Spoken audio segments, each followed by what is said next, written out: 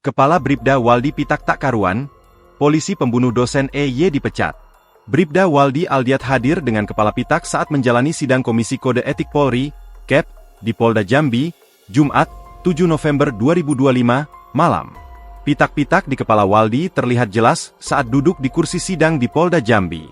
Waldi Aldiat merupakan polisi yang jadi tersangka pembunuhan dosen perempuan di Kabupaten Bungo berinisial EY. Penampilan Waldi yang berbeda menarik perhatian para peserta sidang dan menjadi sorotan di tengah pembacaan putusan pelanggaran berat yang dilakukannya. Sidang kode etik yang berlangsung hampir 12 jam itu, memutuskan Bribda Waldi terbukti melakukan pelanggaran berat berupa tindakan penghilangan nyawa seseorang. Atas perbuatannya, Bribda Waldi Aldiat dijatuhi sanksi pemberhentian tidak dengan hormat, PTDH, dari Dinas Kepolisian alias dipecat. Kabid Humas Polda Jambi, Kombes Pol Mulia Prianto, menjelaskan keputusan ini diambil setelah melalui proses pemeriksaan menyeluruh, termasuk menghadirkan saksi-saksi dari Polres Bungo dan tim medis Rumah Sakit Bayangkara Jambi. Tindakan penghilangan nyawa seseorang yang dilakukan oleh Bribda Waldi merupakan perilaku pelanggaran tercela.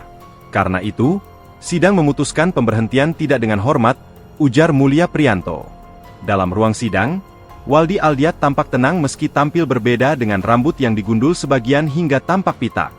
Dia mengikuti jalannya persidangan hingga malam hari dan menerima hasil putusan tanpa melakukan perlawanan. Selain saksi-saksi dari pihak kepolisian dan medis, adik kandung korban juga mengikuti jalannya sidang melalui Zoom meeting. Kombes Mulia menegaskan, keputusan terhadap Bribda Waldi menjadi bukti bahwa Polri tidak akan menoleransi setiap pelanggaran berat yang mencoreng nama baik institusi.